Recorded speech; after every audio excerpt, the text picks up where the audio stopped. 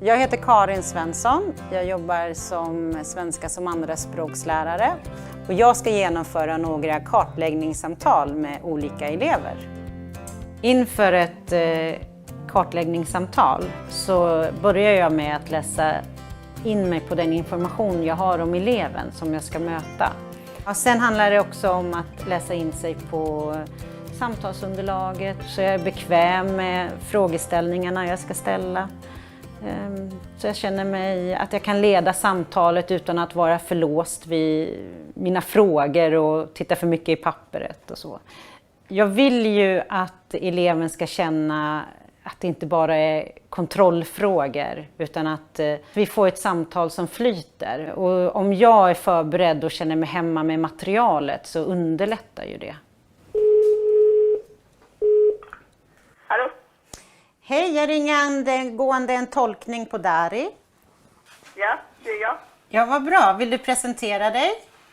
Ja. سلام عرض می‌کنم. اسمم آذر هست و مترجم هستم. من رازداری دارم. شما هر چی بگید بین خودمون میمونه. جملات کوتاه میگید ممنون میشم. Hej, Azar heter jag, tolk. Jag har tystnadsplikt. Allt ni det är bara fraser i korta fraser. Förstod du vad tolken sa? حرفایی که مترجم زد و فهمیدید شما؟ بله jag فهمیدم. Ja, jag förstod. Bra. Och du som tolk, har du fått tagit del av materialet i den här kartläggningen? Det har jag gjort. Ja, vad bra. Så du har kunnat förbereda dig. Då ska vi börja samtalet. Jag vill hälsa er välkomna hit till skolan. مرحبا بكم بالمدرسة هون. أهلا. Idag ska vi prata om dig och du ska få berätta om din skola och din bakgrund.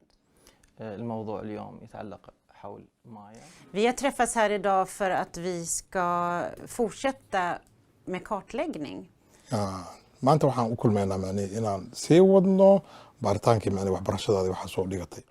Vi kommer börja prata om läsande i skolan och utanför skolan. Och sen kommer vi avsluta med några uppgifter. Du har ju gått i skolan i Kenya och jag vet ju sedan tidigare kartläggningar att ni har läst och skrivit i skolan.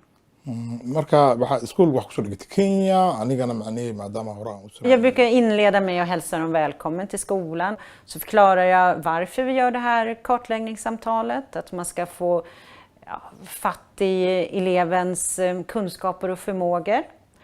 För att kunna möta eleven på bästa sätt i undervisningen och planera undervisningen efter det.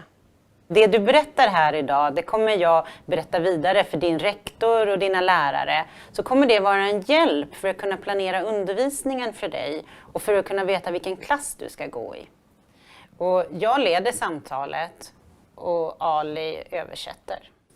المدرسة بدها تعرف عن مستواك ومعارفك بالعلوم المختلفة. Om jag har en modersmålslärare som kan agera tolk vid samtalet så är det viktigt att vi pratar ihop oss lite innan så vi känner att vi är samstämda. Men också så att man gör upp att det är jag som leder samtalet och modersmålsläraren översätter. Det första området vi kommer att prata om är språk. Η πρώτη περιοχή για την οποία θα μιλήσουμε είναι η γλώσσα. Och jag har ju läst här att du kan flera språk. Έχει διαβάσει η κόρη ότι ξέρεις πολλές γλώσσες. De kan ofta vara lite nervösa barnen, de undrar vad som ska hända. Så det är viktigt att de förstår syftet med det. Att det är jättebra för deras egna skull om de kan berätta ganska mycket för mig. Och det är frivilligt att svara. Det finns inget rätt och fel utan du svarar på det du kan.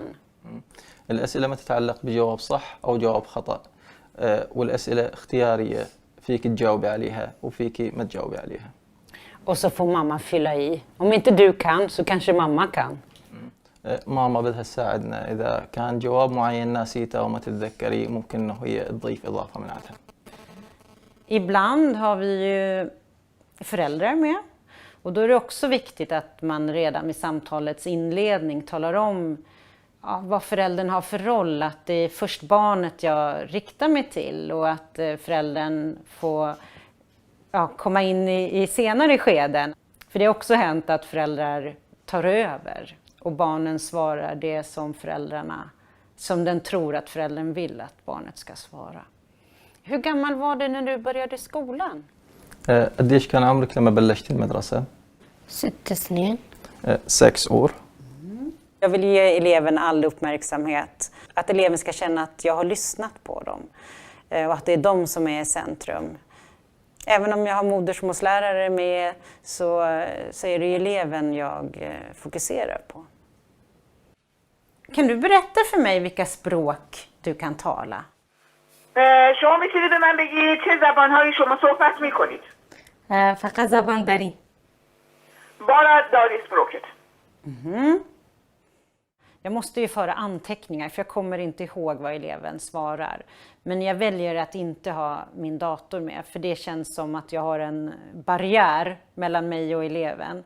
Utan jag har mitt frågehäfte eller samtalsunderlaget i pappersform. Jag skriver bara stödord, jag skriver inte långa meningar.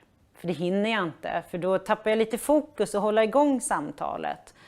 Och tappar tråden, och det vill jag ju inte. Jag vill ju att det ska flyta på. Och så snabbt jag kan efter att kartläggningssamtalet är slut så går jag igenom mina anteckningar igen. Och tittar ifall jag har missat någonting. Eller jag behöver fylla på. Nu börjar vi närma oss slutet på det här samtalet. دیگه داریم به آخرای گفتگومون نزدیک میشیم. Och även om inte du har gått i skola i Pakistan با وجود اینکه شما در پاکستان به مدرسه نرفتید، så märker jag att du har lärt dig mycket som du kan ha nytta av i skolan i Sverige. Nu har du fått berätta om att läsa och skriva på alla dina olika språk. Τώρα μας έχεις πει πώς διαβάζεις και γράφεις σε όλες τις γλώσσες που ξέρεις. Det har varit spännande att få höra. Είναι πολύ εντυπωσιακό να το ακούμε αυτό. Är det någonting annat som jag inte har frågat om? wax kale oo hadda aan ku weydiinin oo isleedahay faa'iido inuu leedahay. Vi kommer träffas vid flera tillfällen. راح نتقابل في عدة مناسبات. Och nästa gång kommer vi prata om att läsa och att skriva. المرة الجاية راح نحكي إنه Eleven ska ju gå därifrån och känna att det här var ett trevligt samtal. Eleven ska känna sig stärkt. Därför liksom försöker jag bekräfta eleven i samtalet och att det har varit ett bra samtal. Jag vill tacka för att du ville dela med dig. Tack så mycket. لليوم كل شافي شكرا جزيلا.